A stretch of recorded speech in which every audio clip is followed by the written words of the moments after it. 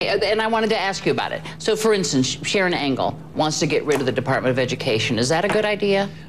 Well, I think I agree that we need to devolve a lot of power out of Washington. And I'd have to ask her what her particular position is on that. Getting rid of it completely, is that a good idea? Just no more Department of Education? Well, I can see a role of looking at best practices around the state, but the fact is pretty clear, Candy, since the federal government increased its involvement in the 60s, the quality of our education relative to the rest of the world has declined. And we spend more per student than any other country in the world. So I've introduced a bill to devolve a lot of power from the federal government back to the states. But that's not the same as abolishing the education department, which, as you know, is quite symbolic. And a lot of money comes from the federal government. Well, she's very bold to say it. The fact is, education would probably work a lot better without the Department of Education. So you would support? I would support a devolution of power out of Washington for education, health care, transportation, and I've introduced a lot of legislation for that too. And you can do it in a common sense, reasonable way that doesn't disrupt any of the activities that we support.